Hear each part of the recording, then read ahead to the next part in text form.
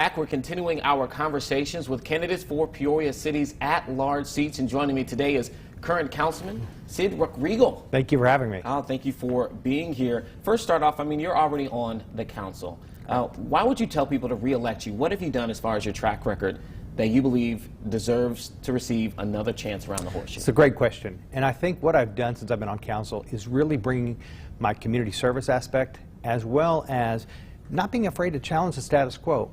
Right now we're in a situation with the city where we are going to have all options on the table to be able to look for our next couple of years. And so I've not been afraid to ask those hard questions, to question the status quo, and to start to look for new options.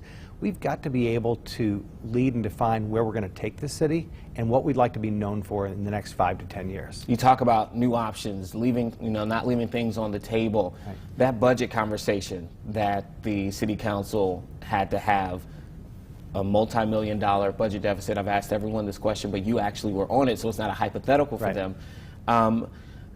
In the end, the decision was whether or not to cut police and fire and to raise certain fees. A combination of those two things ultimately is kind of where we led. If you were to come back into that place, into that scenario, how would you approach that? Would you approach it any differently if it were to happen again?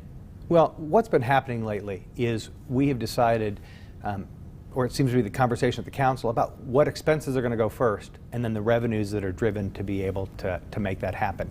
And I think that we've got to understand that from the constituents that I'm talking to, from the businesses I'm talking to, that there's not much more that we can go into their pockets.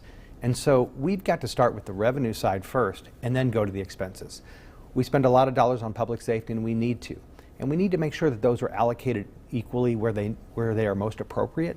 And I think that as a community, we've got to have the conversation about what the city invests in and what we do. Over the past couple of years, we've had a lot of mission creep, and those have added also to our budget expenses. And I think we need to make sure that we're back on the core focuses of what the city really needs to do. Our infrastructure is important, investment in public safety, obviously, investment into our neighborhoods, and there's got to be a plan.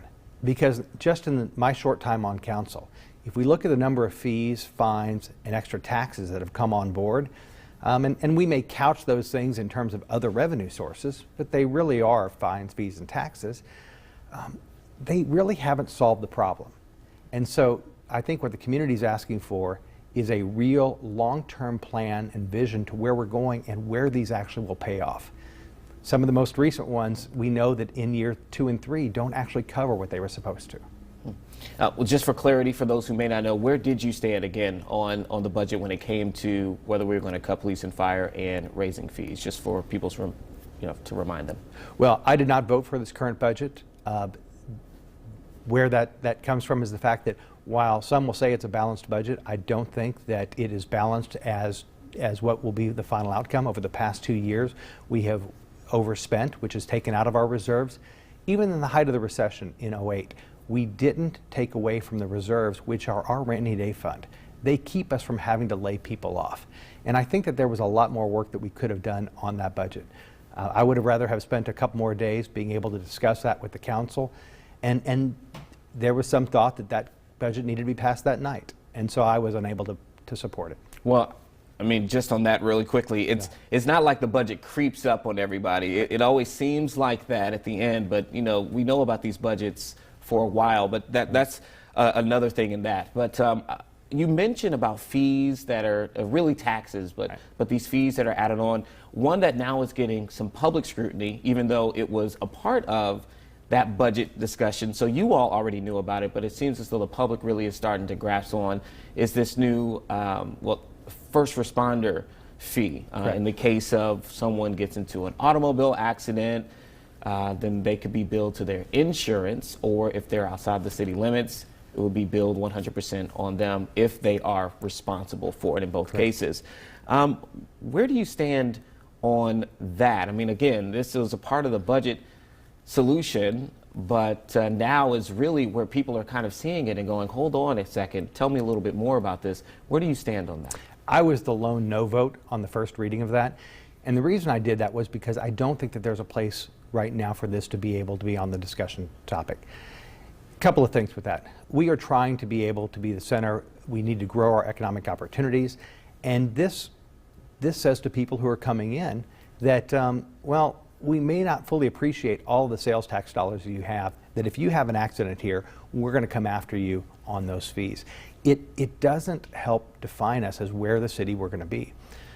We've got Bradley students, for example, who may have their bill sent to another place, and because they are not a resident of the city, they would be paying if they would be in a car wreck as well. And when you talk to the insurance companies also see this as a backdoor tax. And so they are questioning this as well. Some will say that, well, this won't affect anybody's rates. But as we know, the insurance companies, if they haven't had this built into their model, they're going to make up for that at a certain place. You know, I think it's for the amount of money that it raises, $200,000, I think that we'll actually spend a lot more money in the long term trying to undo what this does as far as the image of our city. And again, this is not necessarily a problem with the fire department. This was brought up around the council, and I think the council has got to take a look at when they bring ideas like this. I'll put it this way. My grandmother graduated from the 6th grade in a one-room schoolhouse. And Esther was wonderful. She taught me a lot of lessons. And she also taught me that not every idea is a good idea. And so people will say, well, it's an idea. I brought an idea. But not every idea is good. And I think that what we need around that council right now when we talk about budget issues are what are good ideas. And those have got to be good for the taxpayers as well. We've got to do more with the dollars that we have. We can't keep digging back in for more dollars. Let's talk about the job climate within the area and the city's role possibly in helping to spark that. There are those who say there aren't enough jobs within the area. There are those who say that there are jobs, just not enough qualified workers for it. What do you think about the state right now of our city as far as employment opportunities for people, and what can be done from a city council standpoint to either way bridge that gap? It's a great question. And that has got to be one of the fundamental things that we do as a council going forward, is making sure that we have economic opportunities for all of our citizens here in Peoria. Yes, we've got jobs unfilled. We've got to be able to help bridge that gap of making sure that we've got the talent, the skill set here to be able to fill those jobs. But then I also think that we've also got to make sure that we can bring additional jobs into the area. And you know, there'll be broad conversations about, well, we need to get into tech, we need to get into jobs that we may see happening in Silicon Valley. I'd rather be able to bring those into play a little bit. We're in the heartland of agriculture. We've got a great educational system here with Bradley, and we've also got a strong medical system. So let's bring in some of those career tracks and those businesses that can kind of surround themselves around those, and let's define our own community and be able to create those jobs here. We've got a lot of also some new businesses that are starting to grow up. Some are still in garages. And let's try to keep those here, because as those grow, those will be other opportunities as well for our people. And some people argue, using the student base that we have here within the schools, any ideas for the city can work with the school district and being able to kind of channel a little bit more there and start people early? Yes. Yesterday alone, I was down to check on some of our line students who are in their first cohort of internships, and to be able to see what they're working on.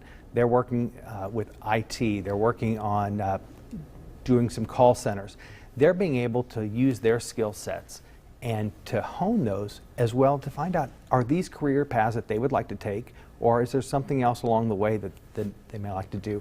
And I think what it goes to is a broader picture where not only the city of Peoria, but the residents as well, have got to wrap ourselves around being part of the solution.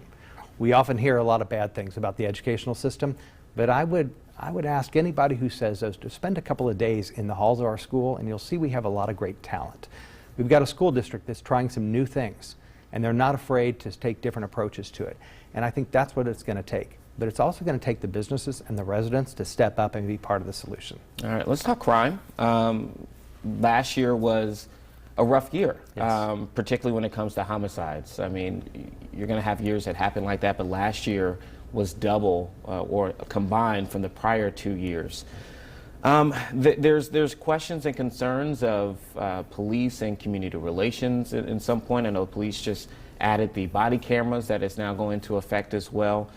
What's your take on where we are as a city right now when it comes to addressing crime, and really from what policies can be made from a city council standpoint to reduce situations of crime within our community, and what are the root issues of it? And then also, if you would like to get into the police community relations bit as well, what can be done? I know I just threw basically 3 different questions at you, but what can city council do to address the root?